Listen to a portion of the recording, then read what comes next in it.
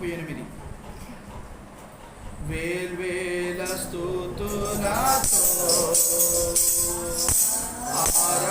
ఆరాధించెదా ప్రభువా, వేల్వేల స్తుతులతో ఆరాధించెదా ప్రభువా, దీన మనస్సుతో నీవే కొలుతున్నయ్యా, దీన మనస్సుతో నిన్నే కొలుతున్నయ్యా, వేల్వేల స్తుతులతో ఆరాధించెదా ప్రభువా, వేల్వేల స్తుతులతో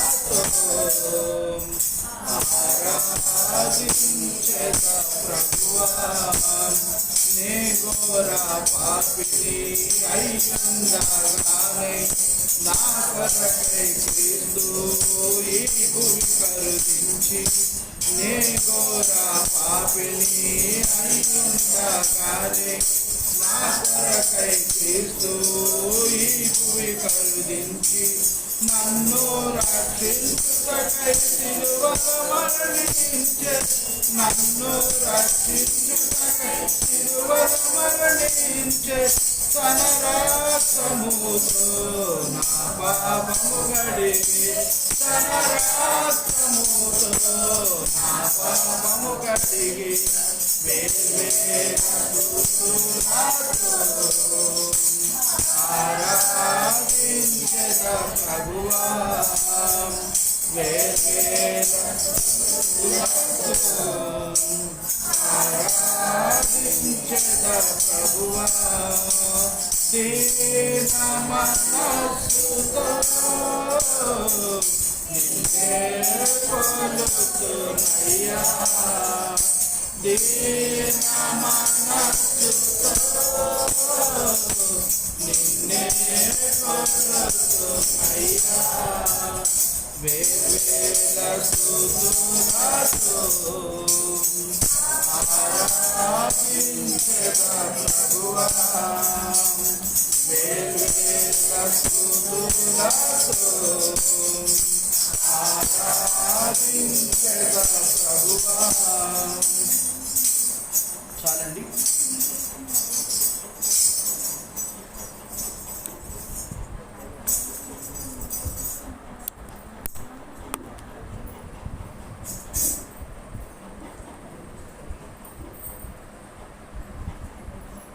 మన ఎదుటించబడిన దేవుని యొక్క ఆయన శరీరము, ఆయన రక్తము సాదృశ్యమైన దేవుని యొక్క బలలో మనం చేయటానికి ముందుగా మన పరిశుద్ధ గ్రంథంలో నుండి కొన్ని మాటలు మనం ధ్యానం చేసుకుందాం. మొట్టమొదట కీర్తన గ్రంథము 7వ అధ్యాయము, కీర్తన గ్రంథము 7వ అధ్యాయము, కీర్తనలు 7:4 వచనాన్ని మనం అందరం కలిపి చదువుకుందాం. కీర్తనలు 7వ అధ్యాయము 4వ వచనం. మన ఎదుటించబడిన దేవుని యొక్క శరీరము, ఆయన రక్తములో చేయటానికి ముందుగా పరిశుద్ధ గ్రంథంలో నుండి మొట్టమొదటి మాట మనం చదువుకున్నట్లయితే కీర్తన గ్రంథము 7వ అధ్యాయము 4వ వచనాన్ని మనందరం కలిపి చదువుకుందాం. నా చేత పాపము జరిగించిన ఎడల నాతో సమాధానముగా ఉండువానికి నేను కీడు చేసిన ఎడల. చాలండి, దేవుని సమయంలో చిన్న ప్రార్థన చేసుకుందాం. అయితే ప్రభు వారు ఒక మాట చెప్తూ వస్తున్నారు. కీర్తన గ్రంథము 7వ అధ్యాయం 4వ వచనంలో, నా చేత పాపము జరిగించిన ఎడల నాతో సమాధానముగా ఉండువారికి నేను కీడు చేసిన ఎడల. నాతో సమాధానముగా ఉండిన వారికి నేను కీడు చేసిన ఎడల. సమాధానముగా, ఏ వ్యక్తి అయినా మనతో సమాధానంగా ఉన్నప్పుడు, మన నమ్మినప్పుడు, మన మీద ఆధారపడినప్పుడు, మన దగ్గర నమ్మకంతో పనిచేస్తున్నప్పుడు ఆ వ్యక్తికి మనం ఎలాంటి పరిస్థితుల్లో కూడా కీడు అనేది తలపెట్టకూడదు. ఇక్కడ దావీదు మహారాజు ఆ మాట చెప్తూ వస్తున్నాడు. ఏమంటున్నాడంటే, నాతో సమాధానంగా ఉండువారికి నేను కీడు చేసిన ఎడల. చాలామంది ఏం చేస్తారంటే, నమ్మించి గొంతు కొత్తారంటారు కదా, నమ్మించి గొంతు కోసారంటారు, నమ్మకంతో మోసం చేశారంటారు కదా. ఎక్కువగా మన ఎవరు మోసం చేయరు, ఎవరైతే నమ్మారో వాళ్ళనే మోసం చేస్తారు. అందుకనే మన మీద నమ్మకం కలిగిన వారిని మనం ఎప్పుడు కూడా మోసం చేయకూడదు, వాళ్ళ పట్ల కీడు తలపెట్టకూడదు. మనం ఎప్పుడు కూడా వాళ్ళని ప్రేమించి వాళ్ళకి మేలే చేయాలి, కానీ కీడు అనేది చేయకూడదు. ఈరోజు మన సందర్భం ఏంటంటే సమాధానము. అందుకని ఇక్కడ చూడండి, నాతో సమాధానముగా ఉండి వారికి సమాధానము. సమాధానం గురించి కొన్ని పాటలు మనం గమనిస్తూ వద్దాం. చూసినట్లయితే ఏ సందర్భాల్లో దేవుడు మనకు సమాధానం ఇస్తున్నాడు, మనకు సమాధానం ఎవరితో ఉండాలి, ఎక్కడెక్కడ సమాధానం కలిగి ఉండాలి, మరి దేవుడు మనకి ఏ సందర్భంలో సమాధానం ఇస్తూ వస్తున్నాడు అనే విషయాల్లో మనం ఒక మాట చూద్దాం. యెషయా గ్రంథము 41వ అధ్యాయము,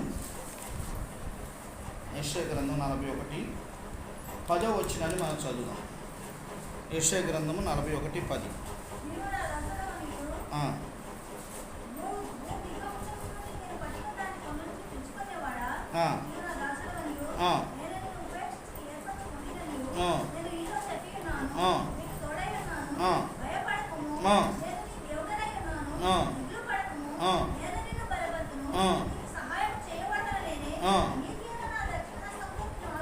అది ఇక్కడ మనం గమనించినట్లయితే సమాధానము ఏ సందర్భంలో దేవుడు మనకి ఇస్తాడు అంటే, కష్టాల్లో ఉన్నప్పుడు ధైర్యం కోసం దేవుడు మనకు సమాధానంగా మాట్లాడుతూ వస్తాడు. కష్టాల్లో ఉన్నప్పుడు, ఇరుకుల్లో ఉన్నప్పుడు, నువ్వు బాధల్లో ఉన్నప్పుడు దేవుడు నీతో మాట్లాడుతున్న మాట ఇక్కడ చూడండి. మనం చూసినట్లయితే ఇక్కడ, నేను మీతో చెప్పి ఉన్నాను, నీకు తోడై ఉన్నాను, భయపడకుము. ఆయన మనకు ఎలా ఉన్నాడట? మనకు తోడై ఉన్నాడు. మనం భయపడొద్దు అన్నాడు. నీ దేవుడినై ఉన్నాను, దిగులు పడకము, నేను నిన్ను బలపరుతును, నీకు సహాయము చేయువాడును. ఎందుకు భయపడుతున్నావు? నీకు సహాయం చేసేది నేను ఉండగా నువ్వు భయపడొద్దుగా, భయపడకూడదుగా అని ప్రభువారు చెప్తున్నారు. చాలామంది ఏం చేస్తారంటే భయపడతారు. కష్టాలు వచ్చినప్పుడు, ఇరుకులు వచ్చినప్పుడు, ఇబ్బందులు వచ్చినప్పుడు, నా పరిస్థితి, నన్ను ఆదుకున్నోళ్ళు ఎవరు, నా పరిస్థితి ఎవరు, ఈ పెట్టి నుండి బయటకు ఎవరు తీస్తారు, ఎవరు రప్పిస్తారు అని ఎంతో బాధపడి కురింగిపోయి మనం ఎంతో చాలా దీనస్థితిలో ఉంటాం. అప్పుడు దేవుడు ఏమంటున్నాడంటే, కష్టాల్లో ఉన్నప్పుడు ధైర్యం కోసం దేవుడు మాట్లాడుతున్న మాట ఏంటంటే, చూడండి, దిగులు పడకము, నేను నిన్ను బలపరుతును, నీకు సహాయం చేయవాడు నేనే, నీతి అను నా దక్షిణ హస్తంతో నిన్ను ఆదుకుంటాను. అర్థమవుతండి? ఆయన హస్తంతో నన్ను ఏం చేస్తున్నాడు? ప్రభు ఆదుకుంటాడట. నేనేమనుకుంటామంటే, దేవుడు నన్ను ఎక్కడ ఆదుకుంటాడు, నాకు సహాయం ఎక్కడ చేస్తాడు అనుకుంటా. ఆయన ఏదో ఒక దిక్కు నుండి నీకు సహాయము నడిపిస్తాడు. నిజంగా నా జీవితంలో ప్రభువారిని నేను ఇంతగా నమ్మటానికి కారణం ఏంటంటే, అస్సలు ఊహించిన దానికంటే అత్యధికంగా కార్యాలు చేశాడు నా జీవితాల్లో. నిజంగా 10 నెలల నుండి నేను అద్దె కట్ల షాప్ అద్దె. ఆ వాంటర్ చాలా మంచోడు. ఎంత మంచోడు అంటే, ఉన్నప్పుడు ఇవ్వలేనివాడు, సార్లు ఇవ్వండి, వచ్చే నెల ఇస్తాను, పర్లేదు నీ దగ్గర ఉన్నప్పుడు ఇవ్వనుడు, ఇదే మాట అనేవాడు. ఎప్పుడన్నా 10 నెలల నుండి డబ్బులు అద్దె కట్టడానికి డబ్బులు లేవు. ఏం చేయాలి ప్రభా, ఏం చేయాలి ప్రభా? ఇక షాప్లో కూర్చొని బైబిల్ చదువుకుంటూ కూర్చున్నాడు. ప్రభా మీరే సహాయం. ఏదో ఒక దిక్కు నుండి స్నేహితుల రూపంగానే, తెలిసిన వాళ్ళ రూపంగానే, ఏదో ఒక రూపంగా వచ్చి ఒక బ్రదర్ అయితే, బ్రదరు ఈ డబ్బులు మీ దగ్గర వచ్చి నేను అడిగినప్పుడు ఇద్దాని, మీరు అవసరానికి వాడుకోండి అని ఇచ్చి వెళ్ళిపోయాడు ఒక బ్రదర్ అయితే. నిజంగా నాకు కళ్ళము నీళ్ళు తిరిగి వచ్చినాయి. నిజంగా ప్రభు చేసే మేలు అన్నింది కాదండి. మనం ఏమనుకుంటామంటే, నాకు ఎక్కడి నుండి సహాయం వస్తుంది, నాకు ఎవరు సహాయం చేస్తారనుకుంటా. ఆ బ్రదర్ అయితే దగ్గర 20,000 రూపాయలు ఇచ్చి, మీరు నిదానంగా ఉన్నప్పుడు ఇవ్వండి బ్రదరు, కంగారు లేదు, మీ దగ్గర ఉంచుకోండి, మీరు వాడుకోండి అని ఇచ్చి వెళ్ళాడు. ప్రియమైన దేవుని బిడ్డలారా, దేవుడు తలుసుకుంటే ఏదో ఒక దిక్కు నుండి నీకు సహాయం వస్తుంది. మనం ఏమనుకుంటామంటే మరి మనకు ఎక్కడ నుండి సహాయం అవుతుంది అని అనుకుంటాం. కొండల తట్టు నీ కనులు నా కనులెత్తుచున్నాను, నాకు సహాయము ఎక్కడ, ఆయనే పంపిస్తాడు. అది యెహోవా వలనే నాకు సహాయం దొరికింది. మనం ఎవరి వైపు చూడాలి? కొండల తట్టు చూడాలి, అంటే ప్రభు వైపు చూడాలి. ప్రభు వైపు చూస్తే ప్రభువే నీకు ఏదో ఒక దిక్కు నుండి సహాయం చేస్తాడు. ప్రభు మీద ఆధారపడకుండా మనం ఏం చేస్తామంటే మనుషుల మీద ఆధారపడితే మనుషులు ఏం చేస్తారు? మనల్ని మోసం చేస్తారు. నువ్వు ఎవరినైతే నమ్ముతావో వాళ్ళే నిన్ను మోసం చేస్తారు. ఒక బ్రదరు ఇలాగే నన్ను బాగా డబ్బులు అవసరం ఉంటే ఏం చేశాడంటే డబ్బులు ఇస్తానని డబ్బులు ఇచ్చి తను ఎంతో తను వెనక తిప్పుకొని చాలాసార్లు లాస్ట్ మూమెంట్లో డబ్బులు అందలేదు బ్రదర్ అన్నాడు. రేపు ఇస్తాను, గంటలో ఇస్తాను, తెల్లారిస్తాను అన్నాడు. తర్వాత డబ్బుల కోసం వెళ్తే అందలేదు బ్రదర్ అన్నాడు. ఒకటే మాట, అర్థమైందండి? మనుషులు నమ్ముడు కంటే అది అర్థం. ఎప్పుడు దేవుడి మీద ఆధారపడ్డా, ప్రభువా నువ్వు తప్ప నాకు ఎవరున్నారు, ప్రభువా నువ్వు తప్ప నాకు ఎవరు సహాయం చేయలేరు అని అనగానే దేవుడు తెలియని వ్యక్తి ద్వారా మనకు సహాయం అందించాడు. అర్థమైందండి? ప్రియమైన దేవుని బిడ్డలారా, ప్రభువు మీద మనం ఆనుకోవాలి. ఎప్పుడైనా సరే ఈ ప్రభు ఈ మాట రాశాడు, కానీ మనం ఈ మాట చదవంగా, చదివితే మనకు ధైర్యం వస్తుంది. బైబిల్ చదవాలిగా. అందుకనే మనం ఏం చేయాలంటే పొద్దున్న, ఉదయం, రాత్రి, మధ్యాహ్నం ఖాళీ ఉన్నప్పుడల్లా బైబిల్ చదవాలి. దేవుడు మనతో మాట్లాడతాడు. ఇక్కడ ఏం మాట్లాడాడు, ఏం రాయించి పెట్టాడు ప్రభువు? నేను నీకు తోడై ఉన్నాను, నేను నీకు తోడై ఉన్నాను, భయపడకము, నీ దేవుడినై ఉన్నాను, దిగులు పడకము అన్నాడు. మరి నువ్వు భయపడుతున్న టైంలో ఈ మాట చదివితే నీకు ధైర్యం వచ్చింది, నువ్వు చదవట్లా. ఒకసారి తండ్రి అట తన కుమారుడు హాస్టల్కి వెళ్తున్నాడట. ఒక్కడే ఒక కుమారుడు. మా కుమారుడికి అన్నాడు, అయ్యా నీకు ఏ అవసరం ఉన్నా, ఏ అక్కరున్నా, డబ్బులు కొరత కావచ్చు, ఏ అవసరమైనా సరే, ఇదిగో నేను పరిశుద్ధ గ్రంథమైన బైబిల్ ఇస్తున్నా యేసు ప్రభు వారికి, నువ్వు రోజుకు ఒక వచనం చదువు, నీకు దేవుడు నీకు సహాయం చేస్తాడు. ఇది మాత్రం చదవటం మానేయొద్దయ్యా, చదువు అయ్యా అని బైబిల్ ఇచ్చాడు. కుమారుడు హాస్టల్లోకి వెళ్ళాడు, చక్కగా చదువుతున్నాడు. ఒకరోజు ఒక ఆదివారం డబ్బులు అవసరమైంది మనోడికి. ఒక 1000 రూపాయలు అవసరమైంది. నాన్నకి ఫోన్ చేశాడు తండ్రికి, నాన్నగారు 1000 రూపాయలు అవసరం అంటే, నాన్న మత్తయి రాసిన సువార్త చదువునువా అన్నాడు. చదివాను నాన్నగారు అన్నట. అబద్ధం, చదవకుండా చదివాను నాన్నగారు అన్నట. అయ్యా మళ్ళీ ఒకసారి చదువయ్యా, దేవుడు నీకు సహాయం చేస్తాడు. మళ్ళీ ఒక 2 రోజులు అయిన తర్వాత మళ్ళీ ఫోన్ చేశాడట. మళ్ళీ అయ్యా నా డాడీ ఇది అవసరం, అయ్యా ఇంకో పేజీ చదువయ్యా, దేవుడు నీకు సహాయం చేస్తాడు అంటే చదివాను అంటుండట. ఎప్పుడు చూసినా చదివాను అంటుండట, కానీ చదవట్లా. ఏం చేస్తుండో అది సూట్ కేసులో పెట్టుకొని అలా దాసి వచ్చాడు బైబిల్. ఇక అప్పుడు ఆ నాన్నగారు వచ్చిండట. ఆ నాన్నగారు వచ్చి, ఏంటి మాటికి అడుగుతున్నావు, దేవుడు నీకు సహాయం చేయట్లేదా, నువ్వు బైబిల్ చదువుతున్నావా లేదంటే చదువుతున్న నాన్నగారు అన్నాడు. బైబిల్ తీసుకురా అన్నాడు. నువ్వు పలానా రోజు ఫోన్ చేసావు కదా, ఆదివారం చేసావు, ఆదివారం నేను మత్తయి రాసిన సువార్త చదవమన్నా కదా, తీసి చదువు అన్నాడు. తీసి చదివితే దాంట్లో 2000 రూపాయలు ఉన్నాయట. అర్థమైందా? తండ్రి అధ్యాయానికి ఎంత డబ్బు అనుకుంటూ పెట్టుకుంటూ వచ్చాడు, చదివితే ఆ డబ్బులు దొరుకుతాయి. అర్థమైందా? మనం ఏం చేస్తామంటే చదవం గనక మనకు దేవుడు అది. అర్థమైందా? ఆ తండ్రి ఏం చేశాడంటే తెలివిగా అధ్యాయానికి కొన్ని పేజీలు అలా డబ్బులు పెడుతూ వచ్చాడు. నా కొడుకు ఏది అవసరమైతే అది బైబిల్ చదివినప్పుడు అవి దొరుకుతాయి, అవి వాడుకుంటాడు అనే విధంగా కొడుకు కోసం తండ్రి అంత త్యాగం చేస్తే కొడుకు ఏం చేశాడు? దేవుడి మీద ఆధారపడకుండా, బైబిల్ చదవకుండా తండ్రి మీద ఆధారపడుతూ వచ్చాడు. అట్లా కాదు, నువ్వు దేవుడి మీద ఆధారపడాలని నేర్పుతూ వచ్చాడు అన్నమాట. అప్పటి నుండి ఇక మనోడు బైబిల్ చదవటం అలవాటు అయిందాడు. ప్రియమైన దేవుని బిడ్డలారా, ఎప్పుడైనా సరే నువ్వు కష్టాల్లో, ఇరుకులో, ఇబ్బందుల్లో ఉన్నప్పుడు బైబిల్ చదువు. దేవుడు నీతో మాట్లాడతాడు, నీకు ధైర్యాన్ని ఇస్తాడు, గొప్ప ధైర్యం వస్తుంది. దేవుడు ఇది ఎస్తేరు గ్రంథంలో ఉంది కదా, నువ్వు సహాయం చేయబోతే ఏదో ఒక దిక్కు నుండి నాకు సహాయం కలిగిద్ది మా యూదులకి. అర్థమైందా?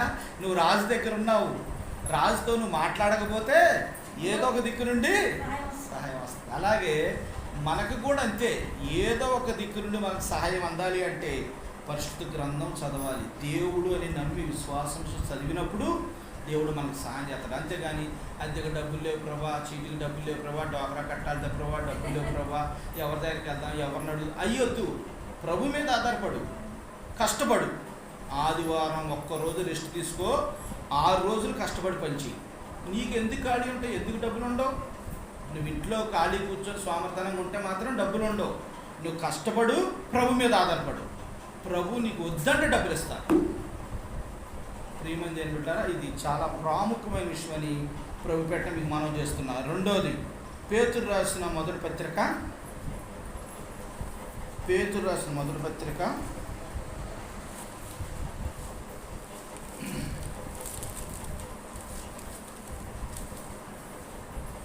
5వ అధ్యాయము 7వ వచనం.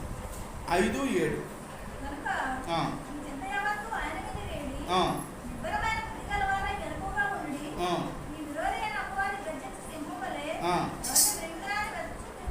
అది అర్థమైందండి. ఇక్కడ 7వ వచనంలో మనం చూసినట్లయితే, ఇక్కడ ఆయన మిమ్మల్ని కూర్చి చింతిస్తున్నాడు కనుక మీ చింత యావత్తు ఎవరి మీద వేయాలట? ఆయన మీద. ఆందోళన ఉన్నప్పుడు, శాంతి కోసం, మన ఆందోళనగా ఉన్నప్పుడు, శాంతి కావాలన్నప్పుడు మన చింత యావత్తు ఎవరి మీద వేయాలి? ఆయన మీద వేయాలి. అప్పుడు మనకు సహాయం చేస్తాడు. ఇక్కడ ప్రభువారు అందుకనే 7వ వచనంలో స్పష్టంగా నీతో నాతో మాట్లాడుతూ వస్తున్నాడు ప్రభు. ఆయన ఏమన్నాడు? ఆయన మిమ్మల్ని గూర్చి చింతిస్తున్నాడు కనుక మీ చిత్త యావత్తు ఆయన మీద వేయండి. ఎందుకు నువ్వు మోస్తావు బరువు?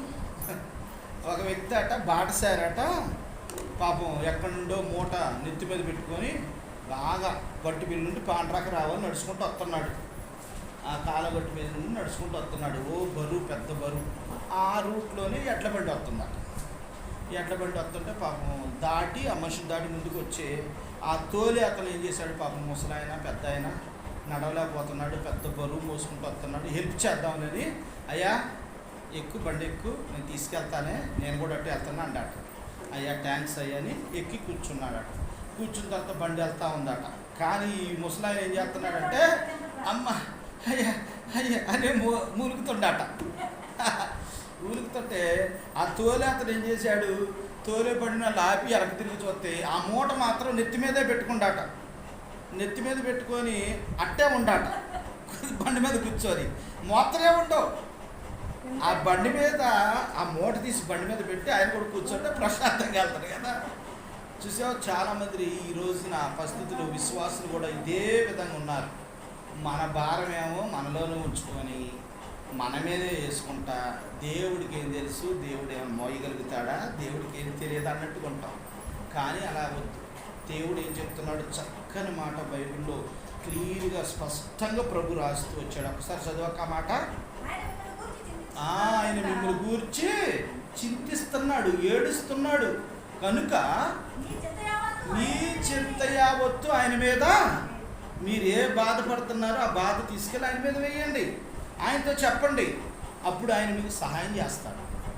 శాంతి కొరకు ఆందోళనలో ఉన్నప్పుడు ఆయనతో చెప్పుకోండి. ప్రభా, నా కుటుంబంలో ఈ సమస్య ఉంది, ప్రభా నా ఇంట్లో ఈ పరిస్థితి ఉంది, ప్రభా మీరు తప్ప నాకు ఎవరున్నారు, ప్రభా మీరే నాకు సహాయం చేయ ప్రభా అని ప్రభు దగ్గర మొరపెట్టినప్పుడు ప్రభువారు మన కోసం చింతిస్తున్నాడు కనుక అది సమాధానంగా మారుస్తాడు. ఆయన మనకు సహాయం చేస్తాడు. ప్రియమైన దేవుని బిడ్డలారా, ఇది జ్ఞాపకం ఉంచుకోవాలని ప్రభు పేరిట మీకు మనం చేస్తున్నాం. మనం ఎప్పుడైతే ఆందోళనగా ఉన్నప్పుడు శాంతి కోసం మనం ప్రార్థన చేసేటప్పుడు ఏం చేయాలంటే, ఆయన మిమ్మల్ని గురించి చింతిస్తున్నాడు కనుక ఆ చింత యావత్తు, మీ చింత యావత్తు ఆయన మీద వెయ్యండి. ఆయన మీద వెయ్యండి. ఆయన భారం, నీ భారం అంతా ఆయన మీద వెయ్యండి. ఆయన మోస్తాడు, ఆయన నీకు సహాయం చేస్తాడు. ఆయన ఉండగా నువ్వు ఎందుకు భయపడతావు? దేనికి భయపడవసరలా. నేను ఇందాక చెప్పాగా, మహా అయితే ప్రాణం పోద్ది, ఏమి లేదుగా.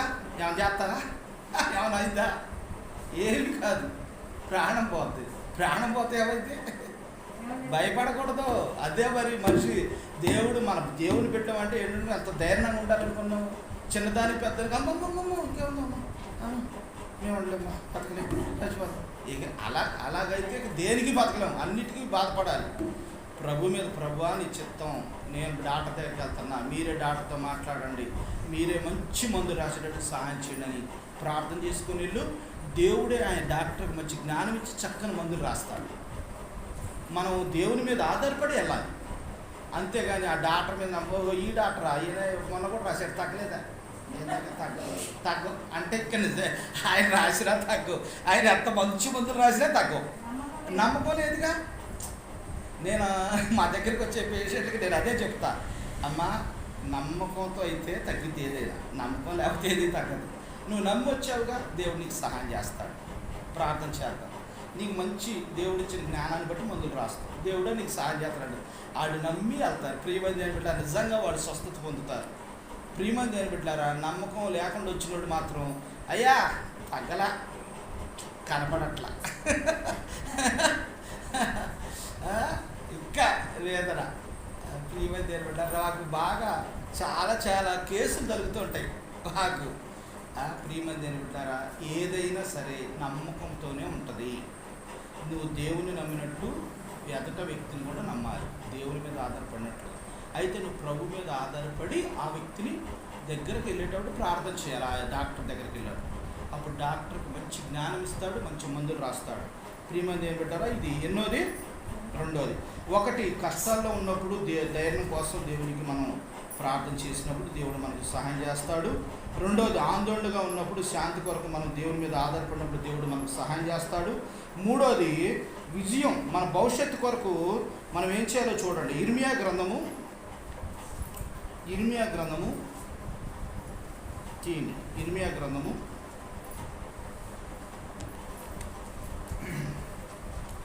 29వ అధ్యాయము 11.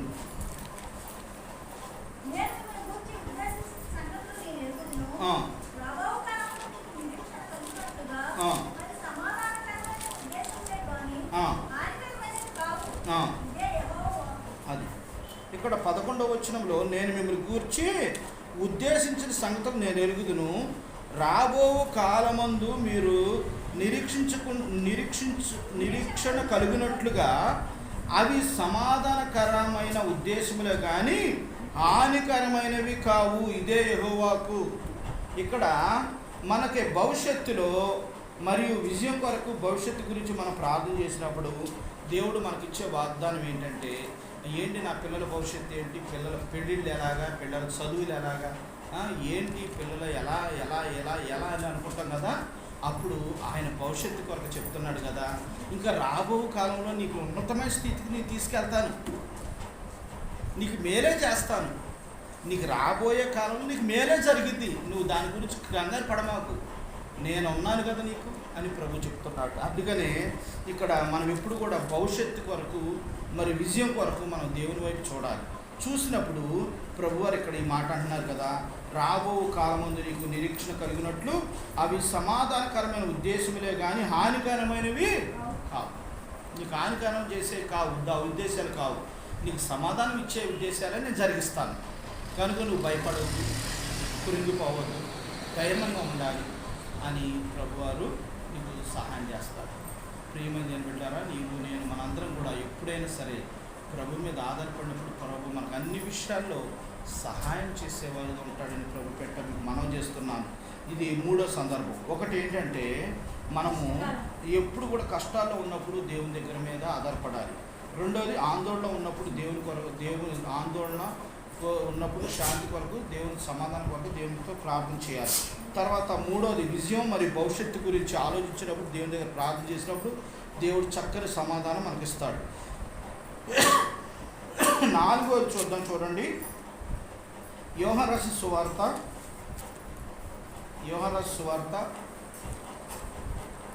ఈ మాట చూసుకొని మనం ప్రార్థన చేసుకుందాం. యోహాను రాసిన సువార్త 14వ అధ్యాయము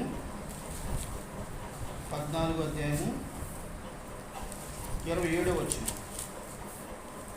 14